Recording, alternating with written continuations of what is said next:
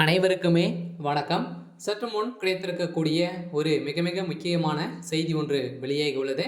சற்று முன் ஞானசேகரை துண்டு துண்டாக வெட்டி கொலை, போலீஸ் குவிப்பு, இது மாதிரி பார்த்தீங்கன்னா செய்திகள் காலையிலேருந்து ஒரு அதிர்ச்சியான தகவல் வெளியாகிருக்கு. இப்போ பார்த்தீங்கன்னா சென்னையில் ஞானசேகர் அவர்கள் வெட்டி கொலை செய்யப்பட்ட சம்பவம் தான் இப்போ சென்னை முழுக்கமே பெரும் அதிர்ச்சியில் இருக்காங்க. இதனால் பார்த்தீங்கன்னா போலீஸார் குவிக்கப்பட்டு அங்கு ஒரு மிகப்பெரிய கலவரங்களாக வெடித்திருக்கு.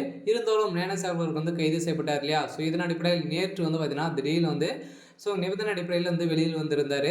இதை தொடர்ந்து இப்போ திமுக சேர்ந்த முக்கிய புள்ளிகளாக பார்த்தீங்கன்னா இதற்கு காரணம் அப்படின்ற மாதிரி இப்போ பேசப்பட்ட ஒரு நிலையில் தான் இப்போ ஞானசேகர் அவர்கள் வாக்குமூலம் கொடுத்தாரு அப்படின்னா திமுகவுடைய தலைமைக்குமே பெரிய கதிகளையும் போய் தான் இருந்துட்டு வராங்க இல்லையா? இதன் அடிப்படையில் தான் இவரை பார்த்தீங்கன்னா ஏற்கனவே திமுக சேர்ந்த நிர்வாகிகள் கொலை செய்ய திட்டமிட்டுள்ளதாக ஒரு செய்தி வெளியாகி இருந்துச்சு. இதை தொடர்ந்து இன்று காலை பார்த்தீங்கன்னா சதுரடியாக ஞானசேகரை அவர்கள் துண்டு துண்டாக சென்னை ரோட்டோரத்தில் வெட்டி கொலை செய்யப்பட்ட சம்பவம் தான் இப்போ பெரும் அதிர்ச்சியை ஏற்படுத்தியிருக்கு. இதை பற்றி இந்த வீடியோவில் பார்க்கலாம். அதுக்கு முன்னாடி நம்ம சேனலுக்கு இப்போ தான் நீங்கள் முதல் முறையாக வந்திருக்கீங்க அப்படின்னா மறக்காமல் நம்மளுடைய சேனல் சப்ஸ்கிரைப் பண்ணி சப்போர்ட் பண்ணுங்கள். வாங்க வீடியோக்குள்ளே போகலாம்.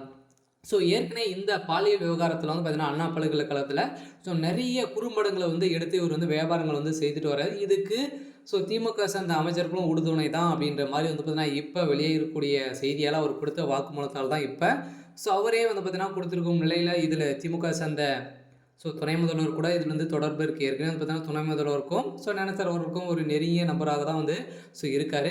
இதன் அடிப்படையில் தான் இப்போ அவர் பார்த்தீங்கன்னா இதெல்லாம் இருந்து இப்போ அண்ணா பல்கலைக்கழகத்தால் அவர் செய்த சம்பவத்தால் பார்த்தீங்கன்னா இப்போ அந்த மாணவி கொடுத்த வாக்குமூலத்தால் திமுக என்றாலே கருப்பு என்றாலே திமுக ஒரு பயம் கொடுக்கக்கூடிய அளவுக்கு தான் இப்போ மாறி இருக்கு இல்லையா? இப்போ பார்த்தீங்கன்னா கருப்பு துப்பாட்டா போட்டு இருக்கக்கூடிய மாணவிகளை பார்த்தாலே திமுக பயப்படுது அப்படின்ற மாதிரி தான் எதிர்கட்சி தலைவர்களும் பேசி வருகின்ற நிலையில் இப்போ ஞானசேகர் அவர்கள் கொலை செய்யப்பட்டு இருக்காரு. இதனால் இதுக்கு திமுக சேர்ந்த அமைச்சர் அவர்கள் தான் தொடர்பு இருக்கலாம். இவங்க தான் ஏற்கனவே திட்டமிட்டு வைத்திருக்காங்க. இவர் வாக்குமூலம் இருந்து மேலும் மேலும் இருந்தாங்க அப்படின்னா திமுகவுக்கு ஒரு மிகப்பெரிய தலைவலியாக தான் இருக்கும் அப்படின்ற ஒரே நோக்கத்தில் தான் பார்த்தீங்கன்னா இவங்க யாரோ வெட்டி கொலை செய்யப்பட்டிருக்காங்க.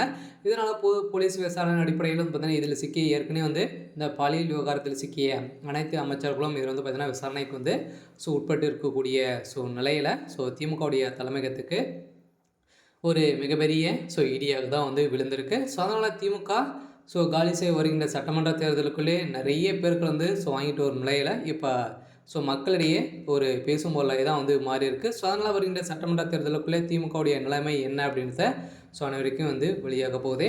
சரி, ஓகே. இன்னைக்கான அப்டேட் இதுதான். மறக்காமல் நம்மளுடைய சேனலை சப்ஸ்கிரைப் பண்ணிக்கோங்க. தேங்க்யூ.